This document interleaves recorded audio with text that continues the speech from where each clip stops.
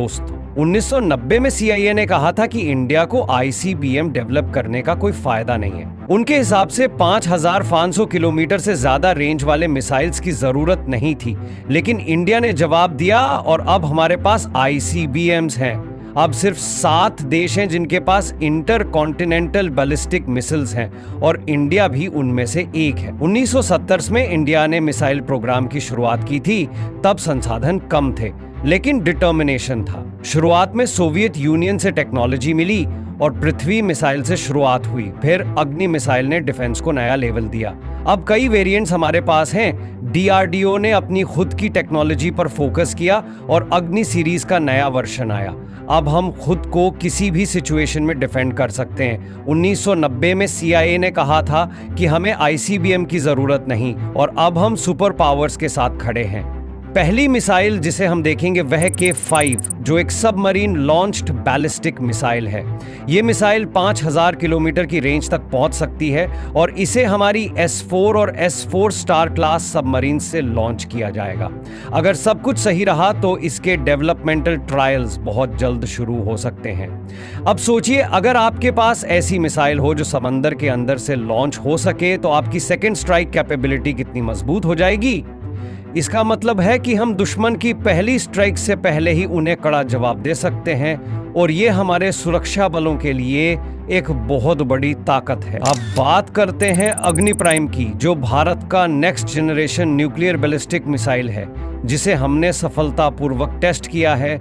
यह मिसाइल 1000 से 2000 किलोमीटर की रेंज तक जाती है और इसकी लंबाई 10.5 मीटर है। इसका पेलोड 1.5 मीटर मिल चुकी है, जो हमारे न्यूक्लियर ट्रायड को और भी मजबूत करती है। अब भारत केवल एक रीजनल पावर नहीं, बल्कि एक ग्लोबल न्यूक्लियर पावर बन चुका है, जो किसी भी चुनौती का सामना करने के लिए तैयार है। अब बात करते हैं आकाश NG की, जो आकाश मिसाइल का अगला वर्जन है। ये एक सरफेस टू एयर मिसाइल है और अब इसकी रेंज पहले से ज्यादा बढ़ चुकी है। इसे खासतौर पर फाइटर जेट्स, क्रूज मिसाइल्स और एयर टू सरफेस मिसाइल्स को इंटरसेप्ट करने के लिए डिजाइन किया गया है। अब ये वियतनाम जैसे देशों के लिए भी आकर्षण का केंद्र बन चुका है और वे इसे भारत से खरीदने की योजना बना रहे हैं, जबकि पहले वे इजरायली टेक्नोलॉजी का इस्तेमाल कर रहे थे। सोचिए, भारत की मिसाइल टेक्नोलॉजी अब इंटरनेशनल लेवल पर इतनी मान्यता प्राप्त कर चुकी है कि देशों का ध्यान हमारी ओर खींचा चला आ रहा है। अब बात करते हैं ब्रह्मोस की, जो दुनिया की सबसे तेज क्रूज मिसाइल मानी जाती है। अब इसका अगला वर्जन ब्रह्मोस NG आ रहा है, जो आकार में छोटा और वजन में हल्का होगा, लेकिन इसकी इफेक्टिवनेस पहले जैसा ही रहेगी। यह मिसाइल हमारे लाइट कॉम्बैट एयरक्राफ्ट LCA में भी फिट हो सकेगी, जो हमारी एयर कॉम्बैट कैपेबिलिटी को एक नई ऊंचाई तक ले जाएगी। इसका मतलब है कि हम अब और अधिक परिष्कृत और तेज तरीके से किसी भी दुश्मन का मुकाबला कर सकेंगे और हमारी हवाई सुरक्षा को और भी मजबूत बना सकेंगे। अब जो असली गेम चेंजर है वह है ब्रह्मोस 2, हमारी हाइपरसोनिक मिसाइल। ये मिसाइल न सिर्फ तकनीकी दृष्टि से अत्याधुनिक है, बल्कि इसकी खासियत इसकी बेहतरीन स्पीड और रेंज में भी है। इसकी स्पीड मैक 8 है, यानी ये मिसाइल ध्वनि की गति से 8 गुना तेज यात्रा करती है, जो इसे अन्य मिसाइलों से बहुत अधिक प्रभावी और खतरनाक बनाता है। इसके अलावा इसकी रेंज 600 किलोमीटर तक है, जिससे यह लंबी दूरी के टारगेट्स को भी सटीक रूप से निशाना बना सकती है। यह मिसाइल केवल एयर टू ग्राउंड टारगेट्स के लिए नहीं है, बल्कि इसका प्रमुख उद्देश्य पूरे क्षेत्रीय डिटरेंस, रीजनल डिटरेंस को एक सॉलिड बूस्ट देना है।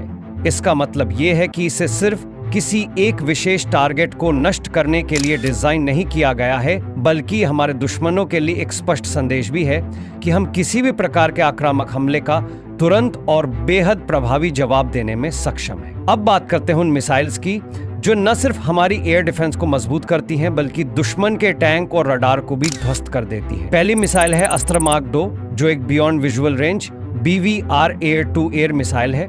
यह मिसाइल किसी भी हाई स्पीड टारगेट को हवा में हिट कर सकती है और इसकी रेंज 160 किलोमीटर तक है।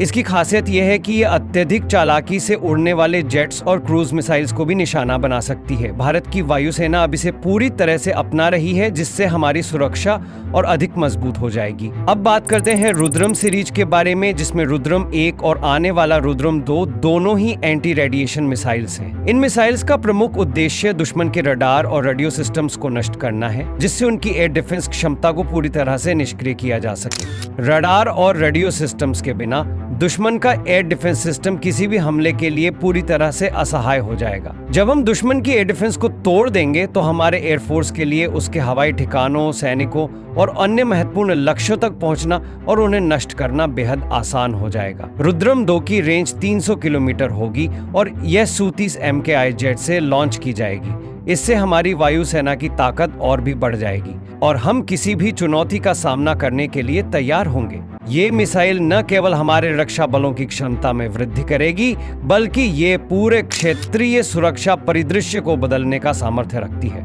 इसके द्वारा हम दुश्मन की हवाई और मिसाइल रक्षा को आसानी से नष्ट कर सकते हैं और हमारी वायुसेना के लिए विभिन्न प्रकार के हमलों को अंजाम देना आसान हो जाएगा। इससे हमारी सुरक्षा रणनीतियों में क्रांतिकारी बदलाव आएगा और भारत अपनी सामरिक ताकत को और भी बेहतर तरीके से प्रदर्शित कर पाएगा। अब सोचिए, अगर दुश्मन के रडार्स ही नष्ट हो जाएं, तो उसकी एयर डिफेंस पूरी तरह से बेकार हो जाएगी और हमारे लिए उन्हें निशाना बनाना और भी आसान हो जाएगा। अब बात करते हैं अमोहा 3 की, जो एक एंटी टैंक गाइडेड मिसाइल है। ये मिसाइल खास है क्योंकि ये फायर एंड फॉरगेट टेक्नोलॉजी पर आधारित है, यानी एक बार मिसाइल लॉन्च करने के बाद ये अपनी मंजिल तक पहुंचने के लिए पूरी तरह से ऑटोनॉमस हो जाती है।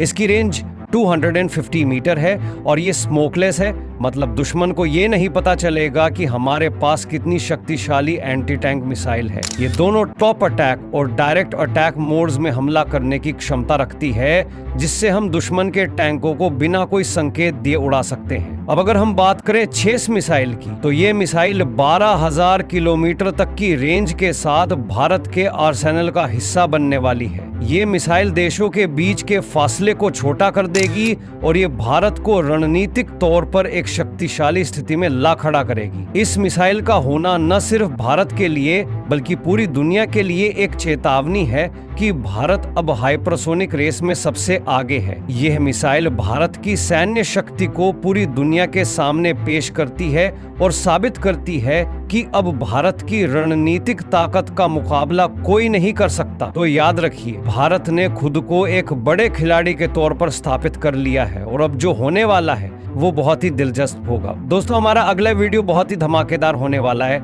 अगर अपने चैनल को सब्सक्राइब नहीं किया तो जल्दी से सब्सक्राइब कर ले और बेल आइकॉन भी दबा दे, ताकि जैसे ही हमारी अगली इंटरेस्टिंग वीडियो पब्लिश हो तो आपको तुरंत नोटिफिकेशन मिल जाए और वीडियो मिस ना हो। जय हिंद, जय भारत।